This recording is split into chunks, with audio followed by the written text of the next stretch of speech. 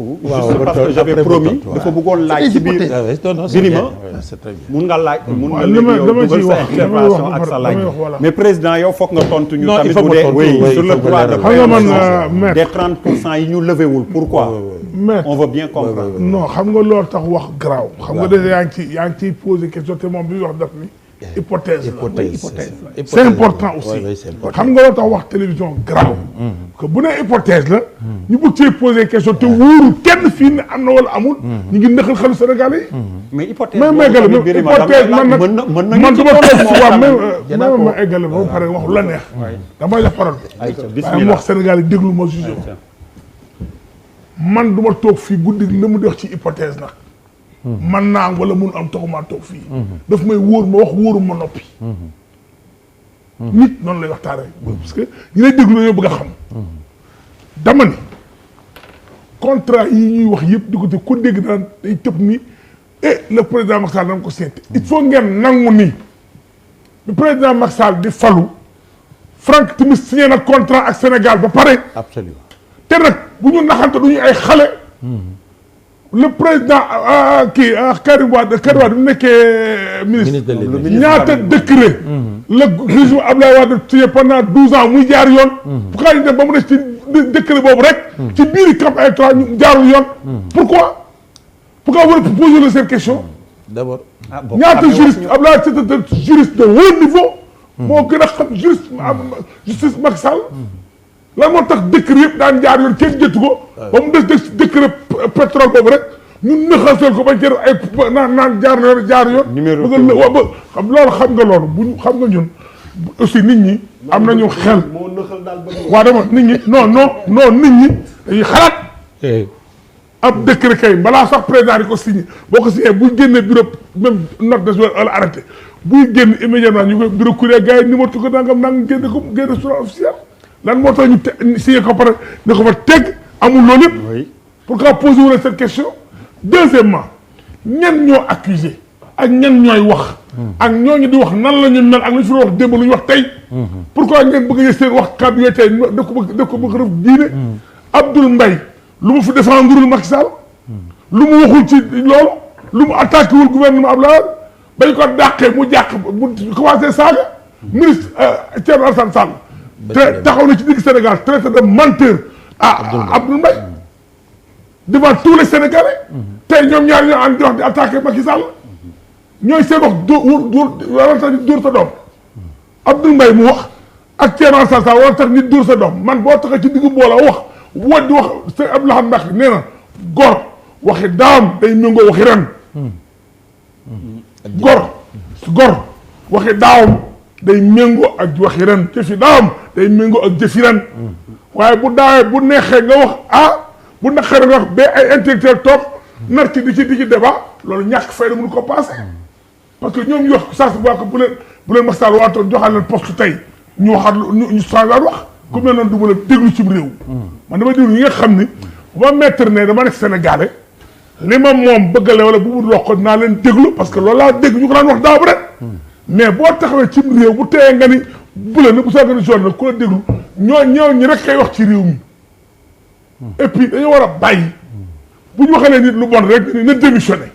na bàyyi waaye mais yow déjà yow bu dee defoo nag nga am ku ñu sosal la ba pare xañ la sa teraanga ñaar yëpp nga bëgg ko fayeeku mais attends il faut ñu delloo si xel yi nit man bés bu ma wóoree ni Aliou Sall jël na dërëmu Sénégal balaa ko nit a wax nañ ma dégg li wax Aliou Sall moomu ma gënuma def ci réew mi nag bay lekk suñu réew xaar ñu koy bàyyi noonu mooy kat mais quand même bu ñuy ji nit ki nañu déglu ñi nga xam ne dañoo neutre wala ñi nga xam ne bokk njariñ Sénégal bu tax waaye ñi nga xam ne dañoo jóg pour première élection barki dem boo njaay mënuñu am sax ay parrainage yu mag ñu dàq leen ñu def élection ñu gagné leen ñu am naqar di yuuxu di bëgg a yàq ci fi nekk ngeen di leen déglu ku leen déglu da ngaa bëgg a fo mais Sénégal dégluñu leen. Alors, président, juste oui, parce que c'est très important ce qu'il vient de dire. Avant président de kii ma yokk non avant nga may jox kii bi ma président très rapidement parce que tamit am na interpellation pour Pape Djibril Ablaye je lui donne 2 éléments juridiques d'interrogation pour boucler incongruité bi ñu signé le contrat le 17 janvier 2012. jox ko Petro-Tim Limited. Petro-Tim Limited boobu ñu ko jox 2 jours après lañ ko créé. ñu ko créé le 19 janvier 2012. Ça pose problème. Il faut ñu poser une question. am na amul. Deuxième chose le 6 mars 2012. Petro Asia biñ ne mooy société mère Petro-Tim ñu ngi ko créé 2 mois après. 6 mars 2019. Donc voilà des interrogations. non attends dañuy déglu. xam nga boo nee le 12 janvier lañ créé loolu mbuxum la. bu dee dëgg la mbuxum la. certainement non mbuxum la. waaw bu ñu naxante ay. non très bien li nga wax nii si c'est avéré mbuxum la. mais 12 janvier Macky Sall était dans l'opposition. oui waaw donc problème peut-être dañu xool feneen fu ñu. on est d'accord le 12 janvier il était dans l'opposition. nous sommes d'accord. li nga wax nii moom bu dee dëgg la mbuxum la. nous sommes d'accord. c'est pourquoi je reviens. J'ai dit tout à l'heure en commençant que le contrat était signé sous le régime de Wade. oui. Le 17 janvier wax naa ko réitéré. mais dama ne bi ñu ko créé sous le régime de Wade. 2 jours après la ñu créé société boobu. donc moi je parle au nom de l'État. je ne parle pas en termes de régime. mais pour chronologiquement. pour ñu xam ne donc il y a des problèmes. 6 mars après ñu créé benn société mère. donc voilà les interrogations. moo tax ñu war ko leeral pour sénégalais yi xam. alors Maître, vous avez posé des questions pertinentes. mais dama bëggoon tontu ci benn affaire parce que da ngeen tudd Tullow. xam nga un contrat d'exploration et de partage de production. da ngay am ay engagement yoo xam ne da nga koy jël. su fekkee ni engagement yooyu jëluloo ko te délai bi mat dañuy récupérer contrat yi. da ngay perte droit bi daal yi je comprends ñu jël ko. defaat beneen promotion jox ko ñeneen. ok dama bëgg aussi sénégalais yi ñu déglu xam ni c'est très spécial ce que je vais dire. mais xam ngeen les forages en eau profonde. nga xam ne da ngay dem ci biir géej gi à 3500 mètres. kooku bariwul. benn sismique lañ ci mës a def c'était en 98 mooy photographie. loolu moo mën a permettre sax ñu mën a am client.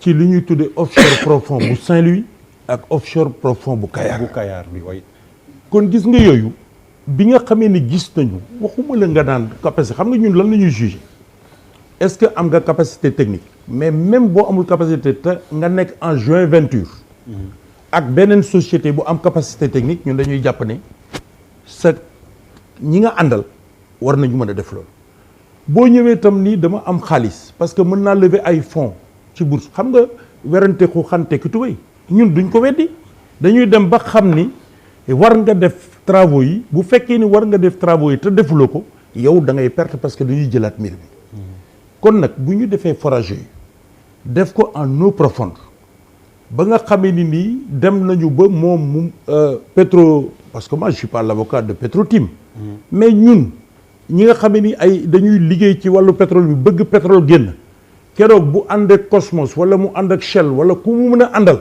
koo xamee mën na liggéey boo xamee bu ëllëgee mu génne ay signes yoo xamee ni pétrole dina am ñun dañ ci d'accord léegi nag droit de préemption moom wax na ko xam nga secteur pétrolier dafa nekk secteur bu capitalistique moom wax na léegi Sénégal fu bëri day metti di ko nekk état sénégalais dina jël 250 millions de dollars di dem di defee ay droit de préemption fu mu koy jëlee day dem lever fonds yi par exemple au niveau d'une banque privée avec des taux financiers loolu du liggéeyu état day organiser secteur pour que des privés viennent fassent le travail li état bi décidé mooy Petrosen 10% la mën a am après nag bu ñu demee ba nga xamee am nañu découverte Petrosen mën na yokk paaram ba 20%.